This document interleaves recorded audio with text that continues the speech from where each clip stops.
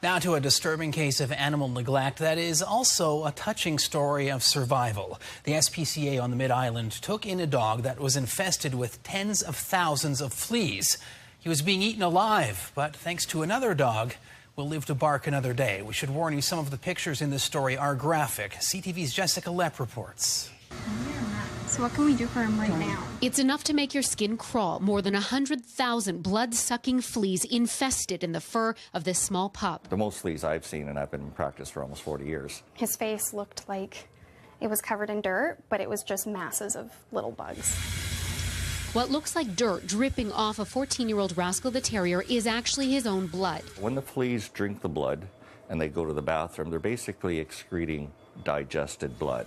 Basically, you're seeing a sea of blood. Rascal was dropped off at the Nanaimo SPCA last week in critical distress and was being sucked dry, having already lost more than 85% of his red blood cells to the parasites, sparking concern for cruelty investigators. The dog came from the Nanaimo area, likely more the Lanceville area. We're collecting information as to ownership and who had custody of the dog and how it got into this condition. A condition so dire that the SPCA gave staff at the Island Veterinary Hospital an ultimatum of either putting the pup down or giving it an emergency blood transfusion. I looked at this dog and said, "You're not dying on my watch, baby."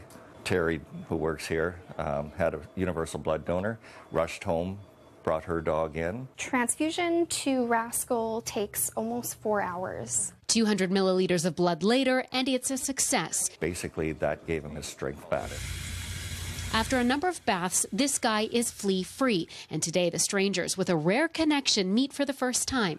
Look, there's Rascal. The SPCA says the dog likely suffered for some time and calls this a completely preventable case. Flea infestations aren't something just to take lightly. If convicted, the owner who gave up the dog before it was surrendered to the SPCA could face criminal charges. While Katie the shepherd may not know it, it was because of her that this little rascal is expected to make a full recovery. Jessica Lepp, CTV News, Nanaimo.